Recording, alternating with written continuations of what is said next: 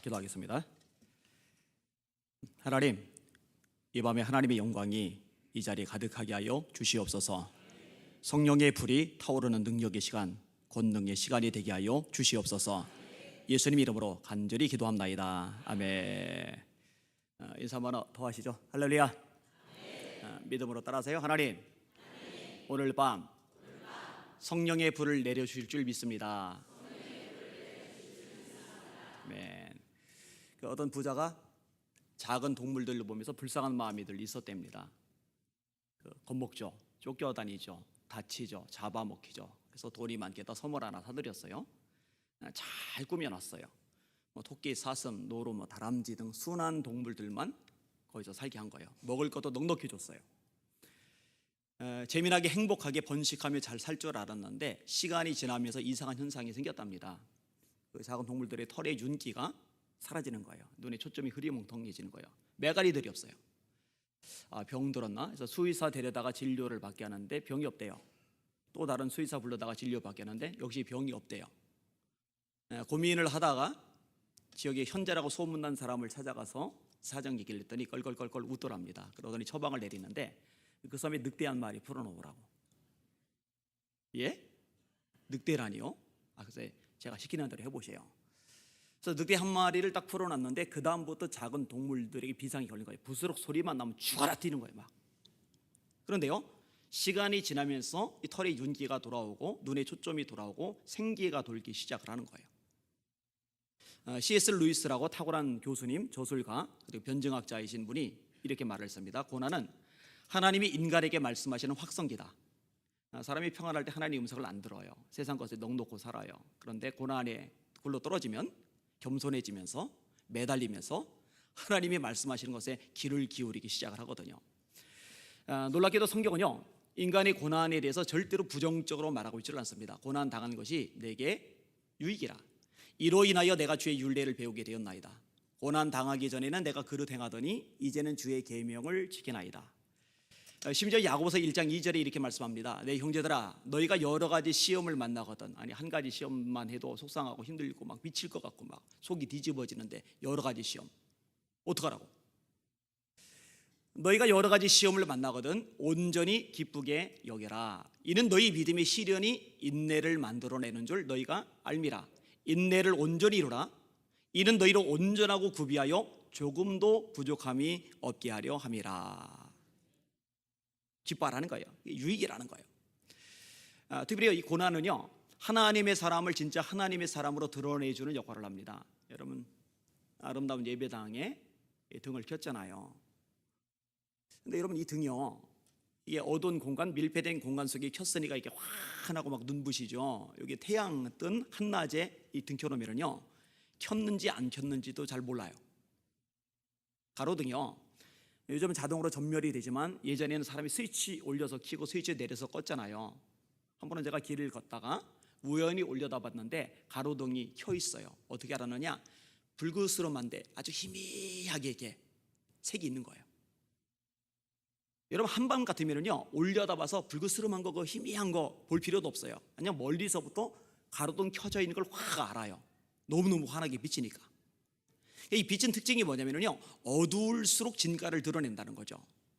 마찬가지로 진짜 하나님의 사람, 진짜 성령의 사람은요, 고난을 당할 때 진가를 더 드러내거든요. 이곳에 있는 중앙교회 성도들이 그런 능력자들 되시기를 예수님의 이름으로 축원합니다. 고난 중에 더 빛이 나는 거예요. 더 찬란한 거예요. 사실 오늘 본문의 예레미야는요, 그런 하나님의 사람입니다. 고난을 참 많이 겪어요. 여호와여, 주께서 나를 권유하심으로 내가 그 권유를 받아 싸우며 주께서 나보다 강하사 이기셨으므로 내가 조롱거리가 되니 사람마다 종일토록 나를 조롱하나이다. 조롱당해요. 내가 말할 때마다 외치며 파멸과 멸망을 선포함으로 내가 종일토록 치욕거리가 됩니다. 나는 사방의 두려움을 들었습니다. 많은 사람이 나더러 이르기를 고소해라. 우리도 고소하리 나오며 내 친한 벗도 다 내가 실족하기를 기다리며 그가 혹시 유혹을 받게 되면 우리가 그를 이기어 우리 원수를 갚자나이다. 이런 이야기가 나와요. 고난이 심한 거예요. 조롱, 치욕, 모욕, 비방, 이 네 가지 단어가 나옵니다. 여러분, 힘들 때가 있잖아요. 몸이 아파도 힘들어요, 그죠? 병나 보세요. 기운 없어 봐요. 얼마나 힘들어요. 돈이 모자라도 힘들어요. 빚져 보세요. 뭐 해야 되는데 돈 쪼들려 보세요. 애들 학비에 되는데 학비 없어 봐요. 얼마나 힘들어요. 그죠? 꿈이 좌절돼도 힘들어요. 근데 여러분, 사람을 가장 피마르게 하고 힘들게 하는 거는요, 인간 관계가 꼬였을 때입니다. 부부 사이도요, 화목하면은 천국인데 꼬이면은요 집이 지옥이에요. 신앙생활도 마찬가지예요. 이 교회에서 성도들과의 관계가 좋으면 행복하고 즐겁게 신앙생활이 되는데요, 인간 관계가 얽혀버리면은요, 고육스러워요. 고육. 근데 누가 나를 조롱한다, 치욕을 준다, 모욕을 준다, 비방을 한다, 한두 사람만 나를 탁해 삼아서 공격을 내도 스트레스 받고 이거 되새기면서 마음 상하고 속이 뒤집어지는데, 예레미야는요 이게 국가적으로 이루어졌거든요. 하루 이틀이 아니에요. 1년, 2년, 3년 끝없이 이어지는 거예요. 여러분, 믿음이 좋으면 안 힘들어요? 신앙이 좋으면 속상하지도 않아요? 믿음이 좋아도 힘들어요. 예레미야도 힘든 거예요.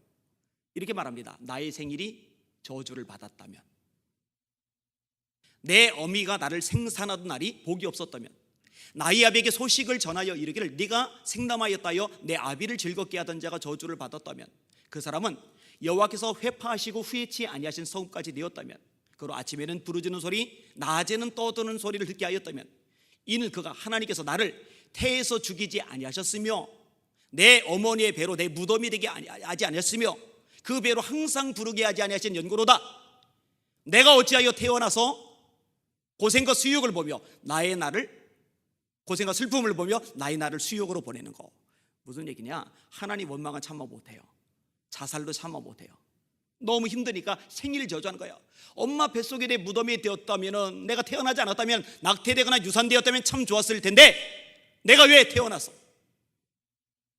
이렇게 고생과 수욕을 보고 슬픔을 견뎌야만 하지. 힘드니까, 너무 힘드니까. 믿음이 좋아도 힘들거든요. 참 놀라운 거는요, 이렇게 힘들고 절망적인 와중에서 그가 보여주는 태도가 정말 빛이 난다는 거예요.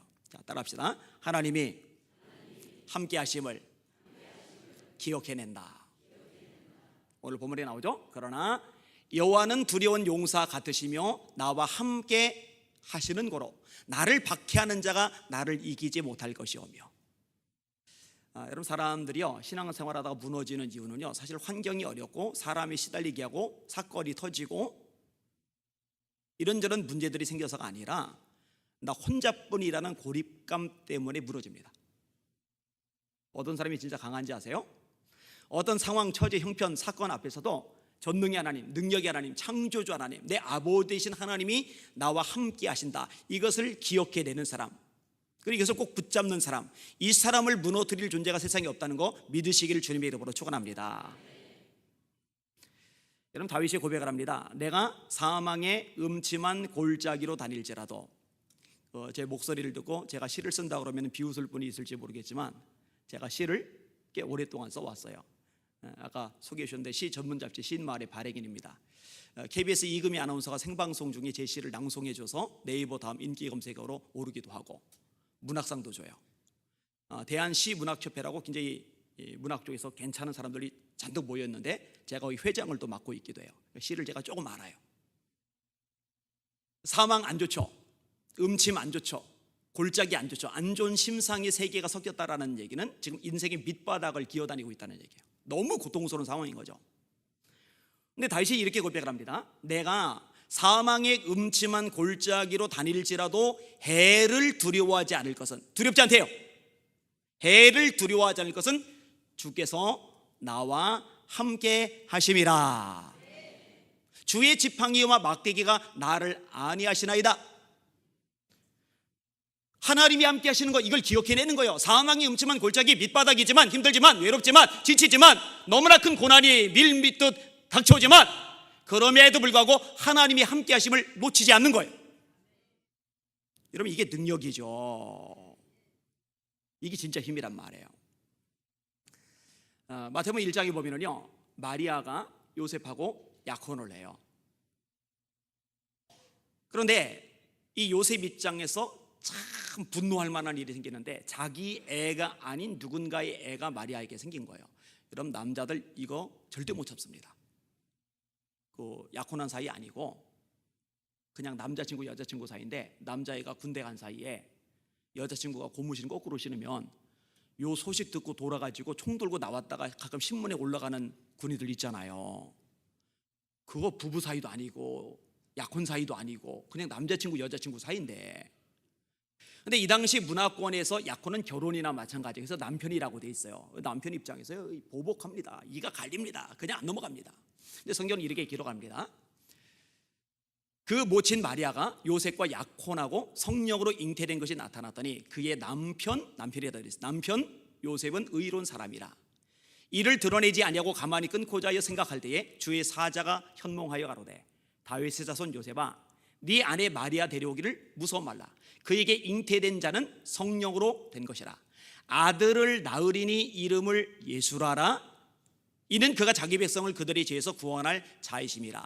이는 주께서 선지자로 하신 말씀을 이루려 하심이니 이르시되 보라 처녀가 잉태하여 아들을 낳을 것이요 그의 이름은 임마누엘이라 하리라 하셨으니 이를 번역한즉 하나님이 우리와 함께 계시다 함이라. 마태복음 18장으로 넘어갑니다. 주님이 직접 말씀하세요. 두세 사람이 내 이름으로 모인 곳에는 나도 그들 중에 있느니라. 정직하게 대답하셔요. 여러분들 예수님의 이름으로 모이신 거 맞아요?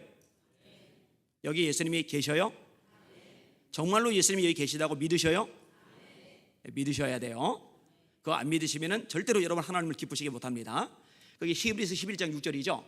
믿음이 없이는 기쁘시게 못하나니 하나님께 나아가는 자는 반드시 그가 계신 것과 또한 그가 자기를 찾는 자들에게 상 주시는 이심을 믿어야 할지니라. 근데 여러분 정말로 여기 하나님이 계시다고 믿으시면은요 그 시간에 딴 생각 못합니다. 멍 때리지 못합니다. 집중하게 되죠. 그 시간에 주보교정 못 봅니다. 주보교정은 부교육자들이 보면 됩니다. 여러분 안 보셔도 돼요. 저 여자가 오늘 명품백 들고 왔네. 목사님 얼굴은 안 보이고 그 명품백에 필이 꽂혀서 그것만 돼. 하나님이 정말 여기 계시다고 믿으면 그거 불가능해요. 어디 카톡 스마트폰 들여다보고 있습니다. 어디 전화 받고 나갑니까? 일개 대통령을 만나도 전화 따고 가까 잠깐 나가다 오고 불가능하거든요. 하나님이 정말 여기 계시다고 믿으면 여러분 그 하나님 앞에 두려고 떨림으로 온전하게 신령과 진정의 예배 드리실 수 있길 주의 이름으로 축원합니다. 그 신앙이 기본이죠. 자, 마태복음 28장 마지막 절 끝부분에 뭐라 말씀하세요? 볼지어다 내가 세상 끝날까지 너희와 항상 함께 있으리라. 마태복음 1장에서 내가 함께 있겠다. 마태복음 중간에서 내가 함께 있겠다. 마태복음 마지막 장에서 내가 함께 있겠다. 마태복음을 꿰뚫는 핵심적인 맥 중에 하나가 뭐냐면은 하나님이 저와 하나님이 여러분과 함께 하신다는 약속의 말씀이시거든요. 이 말씀 믿으실 수 있기를 주님의 이름으로 축원합니다. 두려워 말라. 내가 너와 함께 함이리라. 놀라지 말라. 나는 네 하나님이 됨이니라. 내가 너를 굳세게 하리라. 참으로 너를 도와주리라. 참으로 너의 의를 오른손으로 너를 붙들리라. 야곱아 너를 창조하신 여호와께서 이제 말씀하시느니라. 이스라엘아 너를 조성하신 하나님께서 이제 말씀하시느니라. 내가 너를 구속하였고 내가 너를 지명하여 불렀나니 너는 내 것이라. 네가 물 가운데로 지나갈 때 내가 함께 할 것이라. 강을 건널 때에 강물이 너를 삼키지 못할 것이며 불 가운데로 행할 때에 너를 태우지도 못하고 불꽃이 너를 태우지도 못하리라. 왜냐? 내가 너와 함께 하기 때문에. 힘들 때 속상할 때 정말 마음이 무너져 내릴 때 기억해내세요. 하나님 거짓말하지 않으신 신실하신 하나님, 그 하나님 나와 함께 하셔. 잊지 마시기를 예수님의 이름으로 축원합니다. 자, 예레미야가 또 어떤 모습을 보이느냐 한번 따라오셔요. 하나님을 향해 찬양을 드린다. 여호와께 노래하라. 너희는 여호와를 찬양하라. 가난한 자의 생명을 행악자의 손에서 구원하셨음이니라. 함께 하신 하나님을 기억해내면서 그 하나님께 찬양을 올려드리고 있는 거예요. 여러분 하나님이 저와 여러분을 창조하신 목적이 뭐죠? 이 백성은 내가 나를 위하여 지었나니 곧 나의 찬송을 부르게 하려 함이리라. 하나님 찬양하는 거예요. 여러분 하나님을 높이고 찬양하는 것이 여러분 생에 가장 행복하고 가장 가치 있는 시간이 되실 수 있기를 예수님의 이름으로 축원합니다. 여러분 계시록 4장에 보면은요 네 생물이 나와요. 하나는 사자의 얼굴, 하나는 소의 얼굴, 하나는 독수리의 얼굴, 하나는 사람의 얼굴. 아이고 기계망측하게 성경에 왜 이런 엽기적인 얘기가 나오나. 이 네 존재는요 상징성을 가져요. 사자는 맹수의 대표, 소는 가축의 대표, 독수리는 조류의 대표, 그 다음에 사람은 만물의 대표인 거예요. 이 대표격인 사람들이 나오고 그 다음에 24장로가 나와요. 24장로에 대한 해석은 다양할 수 있는데 쉽게 해석하면 구약의 12족장, 신약의 12사도 모든 성도들의 대표격인 사람이라고 보면 돼요. 이 24장로가요 하나님께 면류관을 받았는데요, 이 면류관을 하나님께 도로 돌려드려요.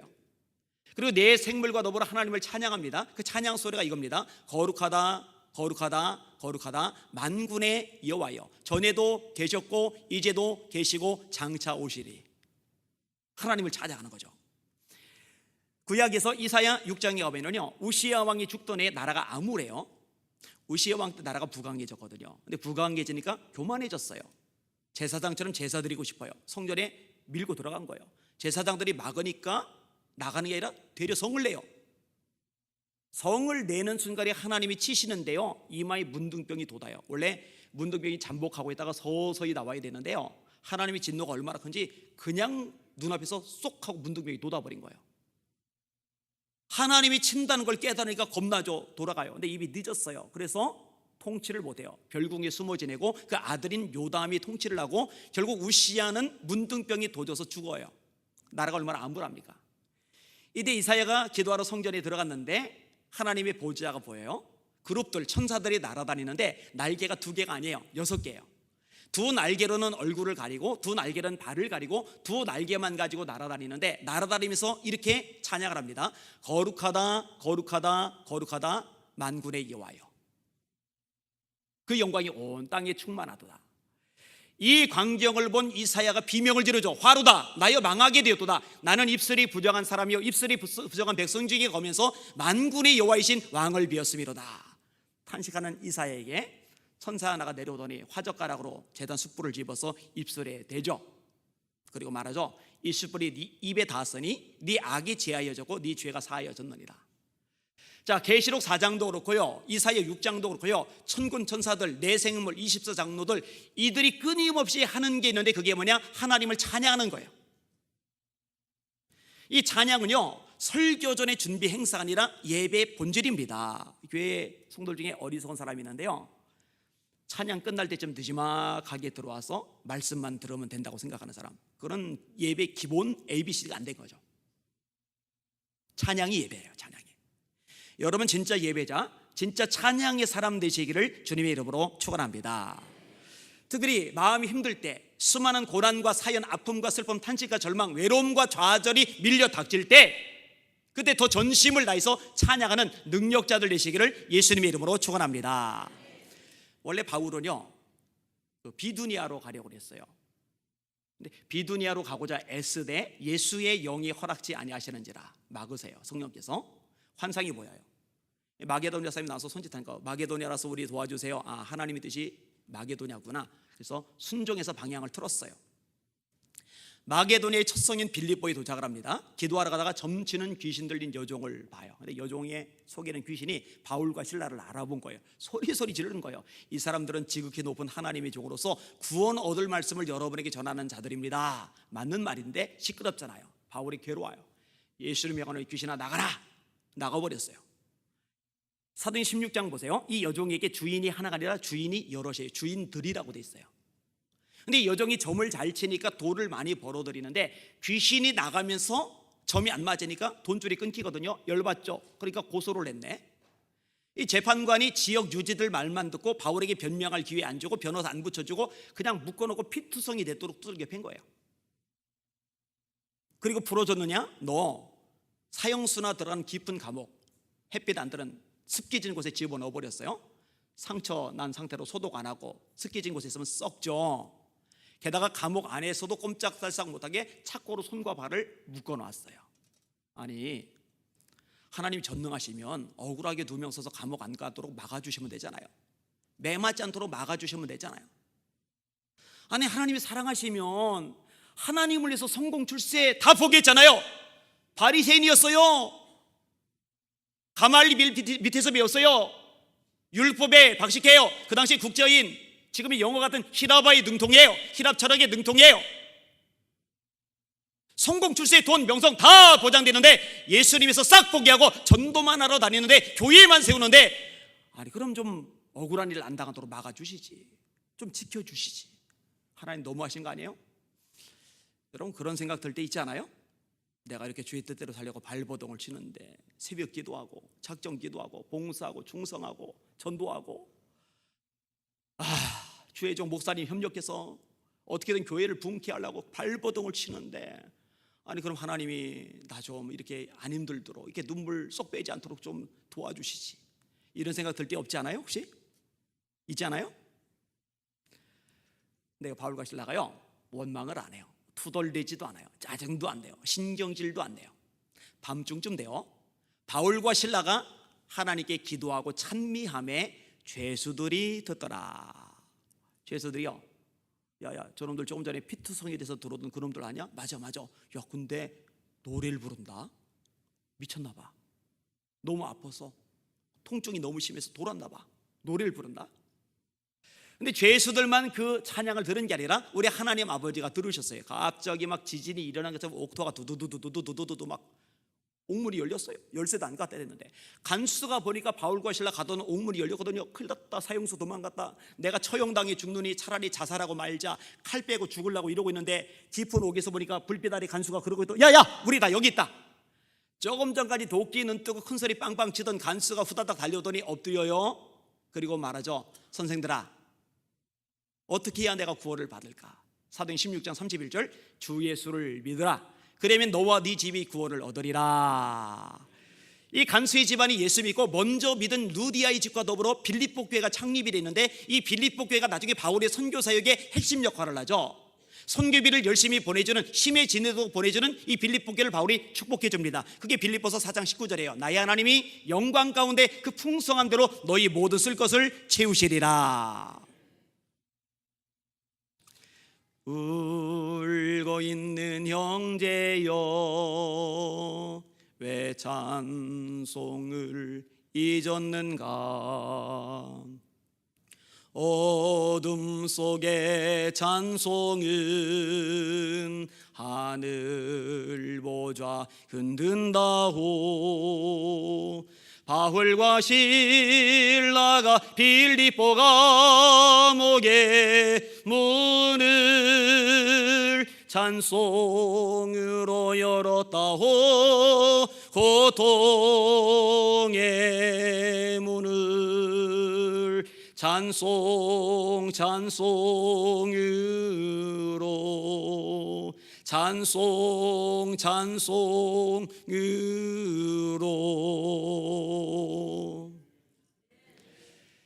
여러분을 올가맨 절망과 고난, 좌절의 문을 찬송의 능력으로 열어버리시기를 예수님의 이름으로 축원합니다.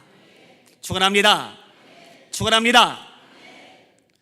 루이자 스테더 여사라는 분이 있어요. 원래 영국 분인데 미국으로 이민을 갔어요. 고생을 했어요. 그리고 이제 겨우 기반 잡았고 남편과 아이와 더불어 롱 아일랜드 해변에 해수욕을 갔어요.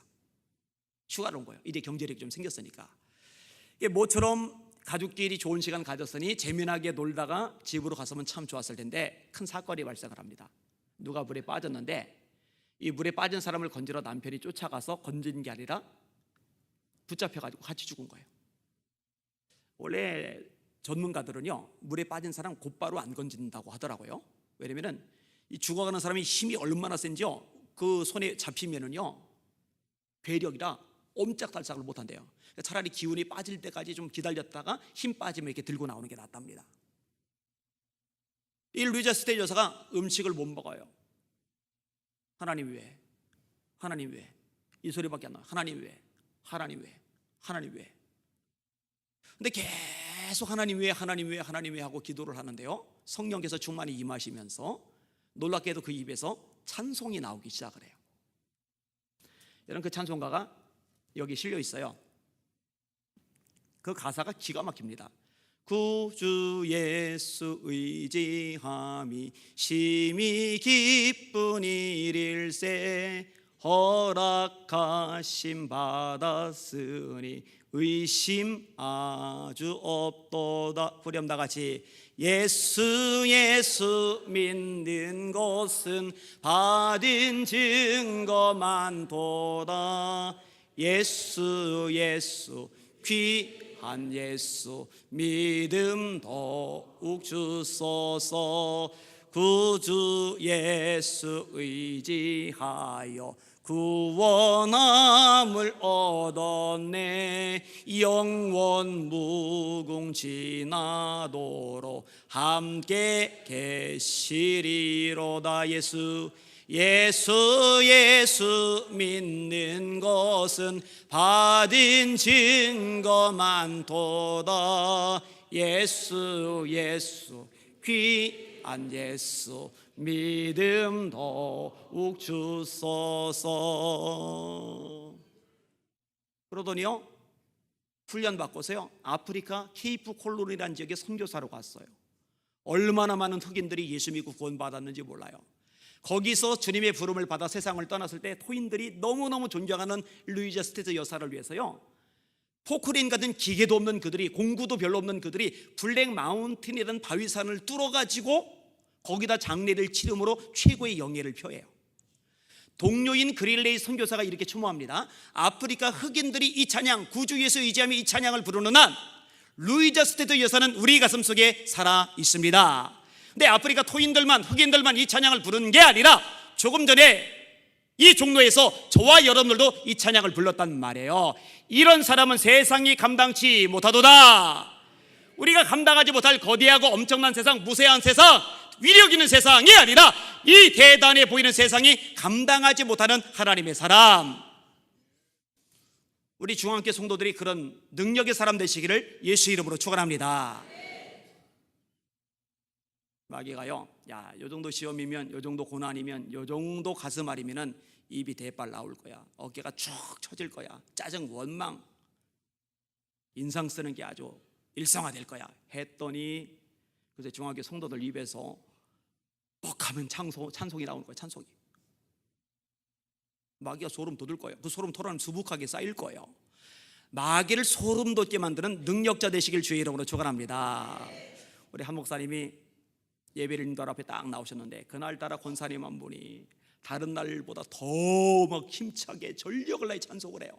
그럼 한 목사님이 감을 잡는 거예요. 우리 권사님이 오늘 고난이 많으시구나.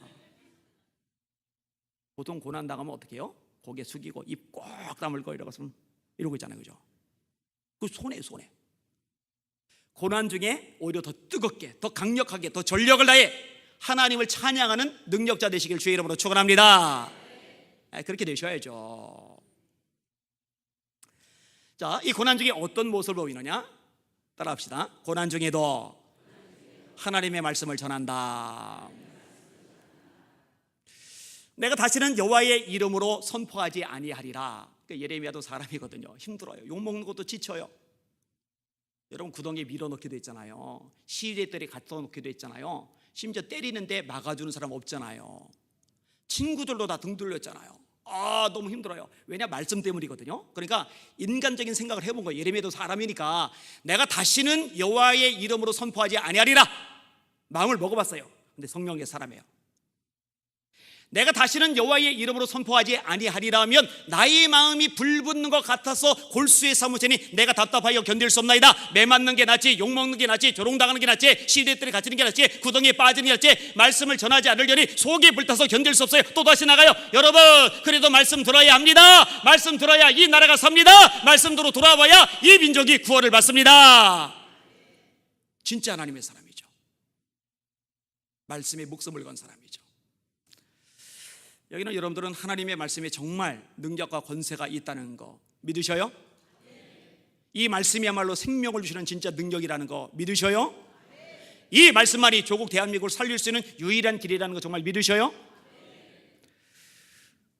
최근 한국 교계에 핫 이슈가 되는 분이 있어요. 울산대학교 이정훈 교수라는 분입니다. 그분이 중심돼서 만든 단체가 종자연인데 이 종자연이 국가인권위원회에 권한을 위임받았어요. 여러분 한국교회 아주 타격을 많이 입었습니다. 미션스쿨, 예배, 성경 공부, 기도 종자에서 다 금지시켰어요. 공무원들 신앙 자유 종전에서 다 금지시켰어요. 이 국민들이요 국가인권위원회를 잘 몰라요. 제가 동성애 문제 대책위원회 운영위원장이에요. 재작년까지 기론평 교수님 부산대 교수님이 하시다가 이제 작년부터 제가 이제 이어서 지금 하고 있는데, 국가인권위원회가 그 주범입니다. 국방부 장관, 차관, 법무부 장관, 차관, 교육부 장관, 차관. 근데 인권위원회는 인권위원장, 그다음에 위원 10명인데 위원장이 장관급, 위원이 차관급인데 차관이 10명 있는 거예요. 법무부도요 인권위원회 앞에서 쩔쩔맵니다. 국방부도 쩔쩔맵니다. 교육부도 쩔쩔맵니다. 진짜 권력 집단이에요. 여기서 종자위원회에 권한을 줘가지고 미션스쿨 포함해서 기독교 활동 자체가 완전히 위축이 됐어요. 근데 이걸요 이정훈 교수가 했는데, 이 이정훈 교수가요 예수님을 믿게 됐어요. 그게 월요일 날 기사로 나왔어요. 제가 그 기사 내용을 읽어드릴게요. 조금. 그는, 이정훈 교수 말한 거요, 종교자유정책연구원 종자회를 기획 설계했으며 2005년 출범 때 산파 역할을 했다. 종자회는 종교의 자유도 인권이라는 기치를 내걸고 민사, 소송바, 입법, 청원, 헌법 소원, 심판 청구, 진정, 신고 등으로 한국교회를 종교 편향 집단으로 내몰았다. 고려운단의 지저스 러브스요, 고려운단이 이거 지저스 러브스요 광고했잖아요. 이거 제거하는 거 종자인이 선 거예요. 공립학교 내 종교활동 금지, 공무원의 종교적 중립 강화, 교회 내 투표소 설치가 안 돼. 여러분 원래 예전에 투표할 때는 교회에서 투표했잖아요. 그거 굉장히 플러스 되던 거거든요. 그거 금지시킨 데가 종자위원회예요. 얼마나 교회가 많이 타격받았는지 몰라요. 하여튼 이런 식으로 해요. 이분이 말해요, 정교분리 원칙을 살짝 왜곡해 공격했더니 교회 안에서 자중질환이 일어났습니다. 반격은커녕 무기력하게 스스로 분열하고 숨어버리더군요. 종자위는 여세를 몰아 국가공무원법과 지방공무원법에서 종교중립 의무 조항을 요구했다. 이 교수는 당시 공적 영역에서 선교하는 기독교인을 아예 쓸어버리기 위해 처벌 조항까지 넣으려 했다면서 불행 중 다행으로 권고에 그쳤다고 했다. 자, 그 다음 대목인데 잘 들으셔요. 그렇게 승승장구하던 2007년 여름 어느 날이었다. 기독교 공격 포인트를 잡으려고 교계 방송을 시청하던 중이었다. 앞부분 건너뛰고 뒤에 좀 읽을게요. 앞부분 좀 이따 소개할게요. 한 목사의 설교가 방송에 나왔다. 주여, 저는 죄인입니다. 아이고 쉬워하고 있네. 너나 잘하세요. 조롱하려던 순간 혀가 굳었다. 정수리부터 발끝까지 강력한 전류가 흘러내렸다. 그대로 고꾸라졌다. 이정훈 교수의 고백입니다. 월요일날 저 한참 통화를 했는데 이번에 고백 그대로 읽어드릴게요. 그 자리에서 죽는 줄 알았습니다. 희한하게도 내가 죄인이라는 사실, 신학 서적에서 봤던 전적 부패가 뭔지 몸의 구석구석 세포까지 느껴졌습니다. 의롭다고 자만했던 저희 죄성이 낱낱이 보였습니다. 예수님의 자리에 내가 앉아 있었던 것이었습니다. 그 짧은 시간에 죄인을 살리신 창조주 구세주가 확실히 믿어진 것입니다. 기독교 파괴하는데 큰일을 하는 종자인을 만든 이 사람이 지금요 교회를 위해서 목숨 걸고 싸우고 다니고 있어요. 근데 이분을 거꾸로 들었던 말씀을 전한 분이 누구냐? 그 기독교 방송 보다가 꼬꾸라졌는데 그 목사님이 우리 한기치 목사님이셔요.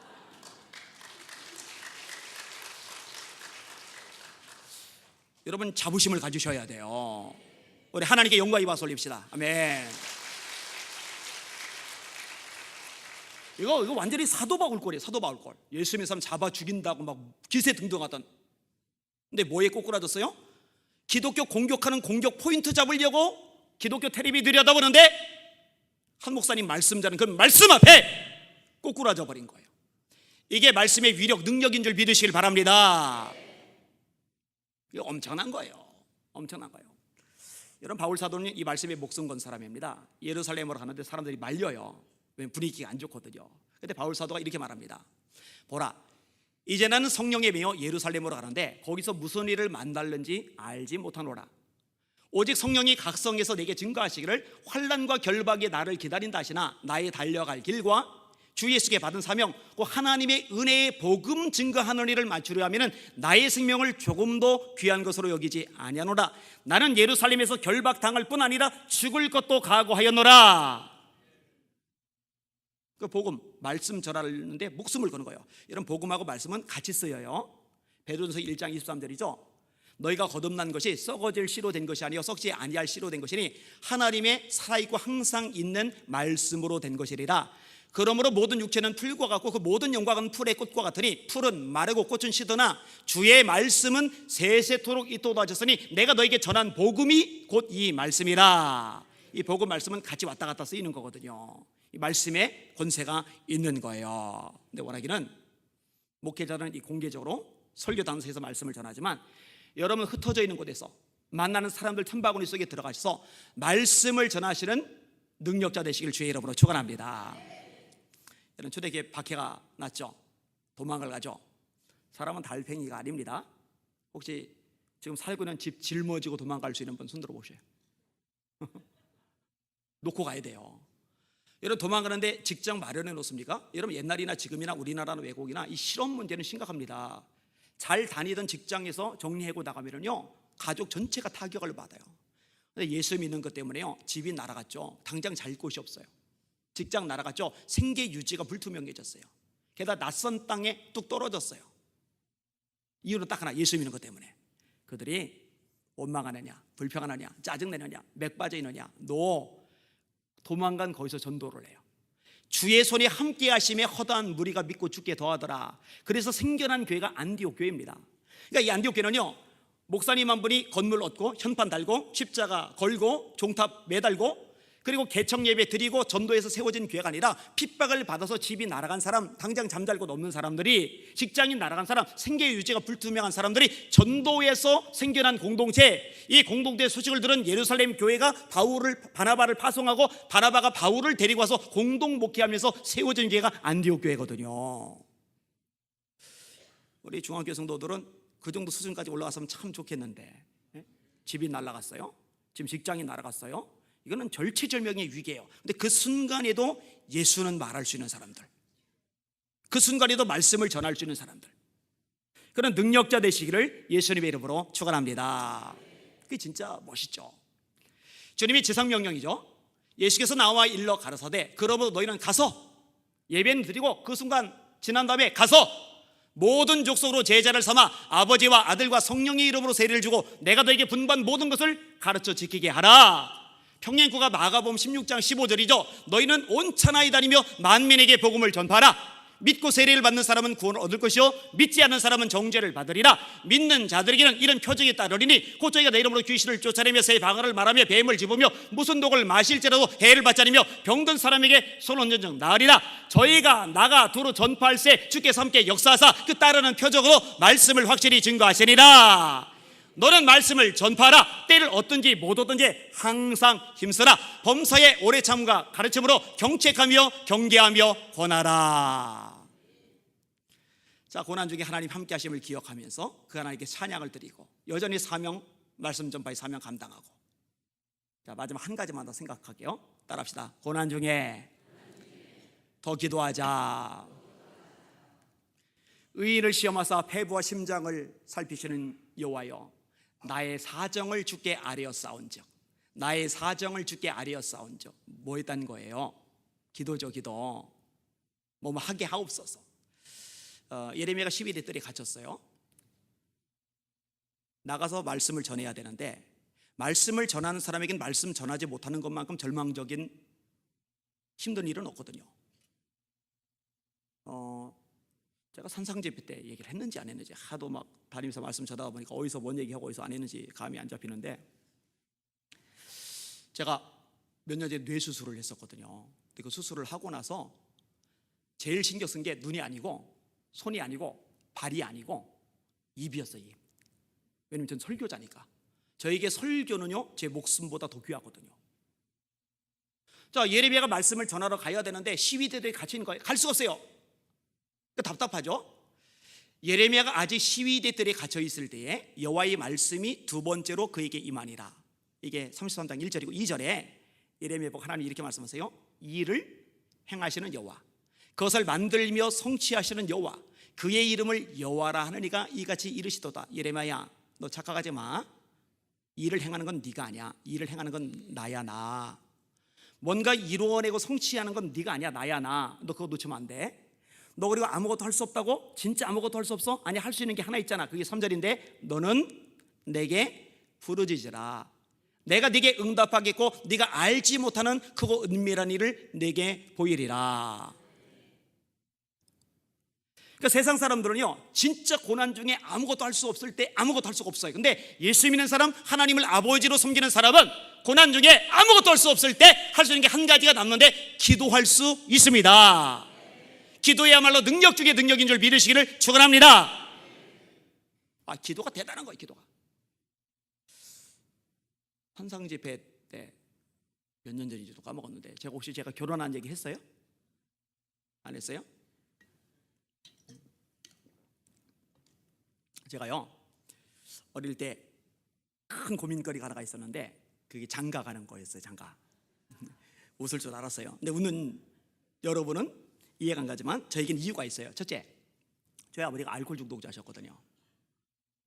저는 술 마신 사람을 딱 둘로만 나눕니다. 하나는 취하는 순간 길바닥이든 술집이든 뭐 역 대합실이든 그냥 주무시는 분들 있죠. 저는 그런 분들을 존경해요. 훌륭하잖아요. 남 피해 안 주니까.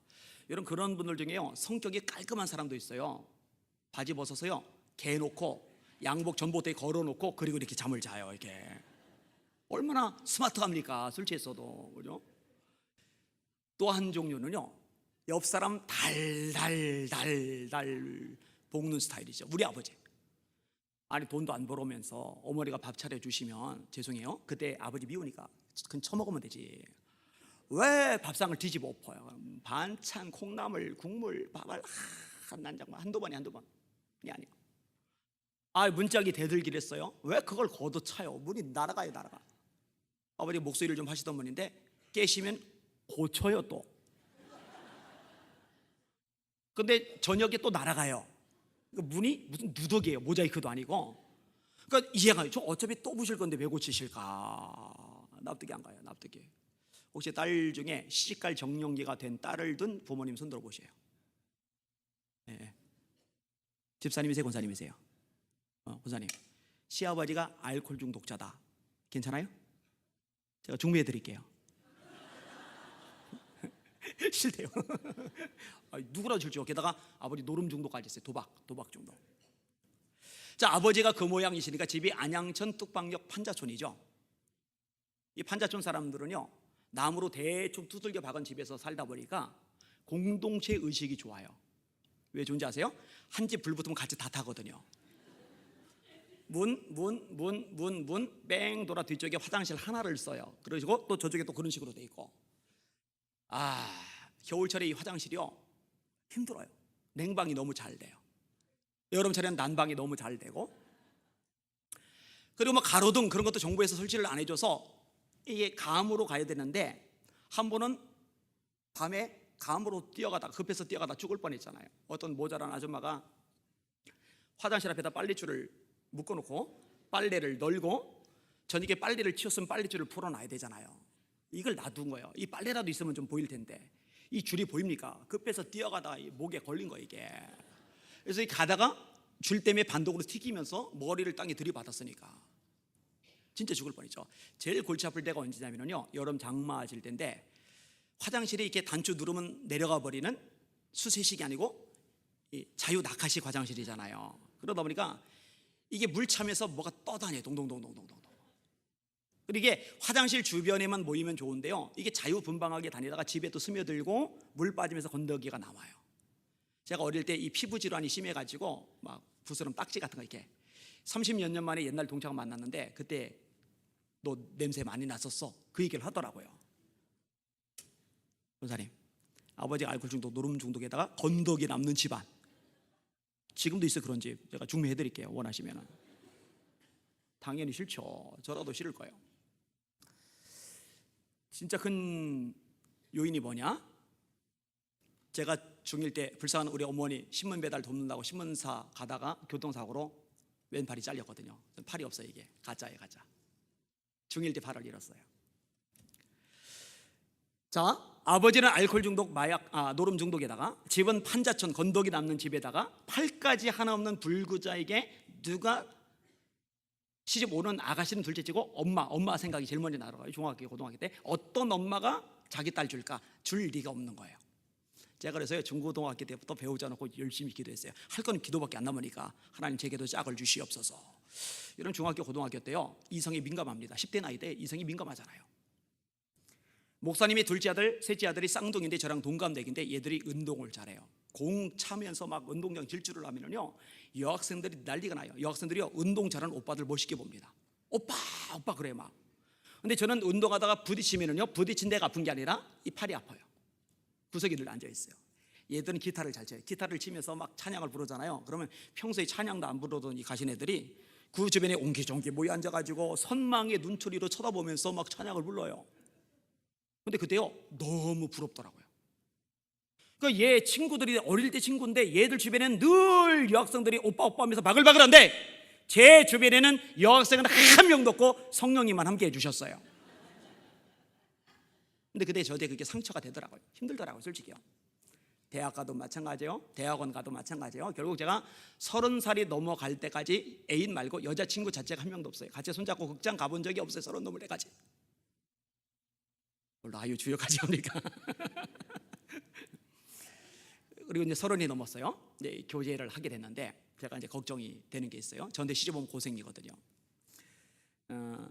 저는 이렇게 물건을 들으면은 문을 못 열어요. 이거를 놓고 손잡이를 돌려야 열리잖아요. 돌려서 열고 이걸 이렇게 들어야 돼요. 그러면 드는 동안에 돌아서 다쳐요. 내려놓고 열고 빨리 드는데 그래도 이렇게 내려와서 다쳐요. 저는 비 오는 날을 싫어했어요. 지금도 제가 배낭을 메고 다니는데, 왜냐면 들고 가방이면은 물을 못 여니까. 그래서 배낭을 제가 메고 다니는 거예요. 근데 제가 어릴 때 배낭이 없는데 가방을 들고 다녀야 되는데 가방을 들면은 우산을 들 손이 없는 거예요. 그냥 비를 맞고 가요. 학교 수업 끝나고 비 맞고 오면 괜찮은데 학교 갈 때 비 맞으면 비 맞은 젖은 몸으로 하루 종일 수업 듣다 보니까 몸이 병이 나요. 그래서 늘 아팠어요, 제가. 저는 결혼하고 액자, 옷걸이 걸어야 되는데 못을 박을 수가 없어요. 못을 잡으면 망치를 들 수가 없고 망치를 들면 못을 들 수가 없으니까 이거 못 박는 거 전부 아내가 해야 돼요. 화장실 고치고 등 갈고 싱크대 수리하고 그거 전부 다 제 아내가 해요, 지금도요. 저는 제 손톱을 못 깎아요. 여러분 이거 별거 아니잖아요, 손톱 깎는 게. 근데 별거 아닌 게 저한테는 안 돼요. 제 아내가 깎아줘야 돼요. 그래서 제 아내가 삐지면은 제 손톱이 길어져요, 이렇게. 저는 아기를 못 안아줬어요. 여러분 아기는요, 목을 못 가눠서 등 받치고 목도 돼야 되는데 등 받치면 목이 이렇게 뚝 떨어지고, 그래서 애 목 잡고 이렇게 들 수는 없잖아요. 똥오줌도 못 갈아주고. 그래서 제가 물었어요. 나한테 오면 시집 오면 고생이야. 그래도 시집 올 수 있어? 그랬더니 그때 아내가 이렇게 대답을 해요. 전사님, 제가 전도사님의 한 팔이 돼 드릴게요. 그리고 진짜 그렇게 해줘요. 평생 그렇게 해줬어요. 제가 매주 집회를 가는데 부산 간다, 대전 간다, 대구 간다 그러면 거기까지 운전을 해줘요. 그러면 전 옆에서 쉬어요. 운전해서 대구 도착하면 거기서 본인은 기차 타고 올라오고 집회 끝나는 날 기차 타고 내려서 또 운전을 해주고. 8년쯤 전에 제가 물어본 적이 있어요. 여보, 당신 나한테 제가 전도사님이 한 팔이 돼 드릴게요 그랬잖아. 나 이 말 평생 못 잊을 거야. 내가 안 잊혀져. 아내가 뭘 했는 줄 아세요? 목사님, 그때는요 제가 제정신이 아니었어요. 저는 제 아내를 제정신이 아니게 만들어 주신 하나님을 찬송합니다. 뭐 지금 제정신 돌아왔지만 뭐 어쩌겠어요, 그죠? 이제 애를 다 컸는데. 여러분, 내가 아무것도 할 수 없을 때 할 수 있는 게 한 가지가 있어요. 기도. 지금까지는 너희가 내 이름으로 아무것도 구하지 않았으나 구하라, 그러면 받으리니 너희 기쁨이 충만하리라. 아무것도 염려하지 말고 오직 모든 일에 기도와 간구로 너희 구할 것을 감사함으로 하나님께 아뢰라. 그리하면 모든 지각이 뛰어난 하나님의 평강에 그리스도 예수 안에서 너희 마음과 생각을 지키시리라. 팔이 잃고 절망하고 날마다 울던 저에게 예수님이 찾아와 주셨어요.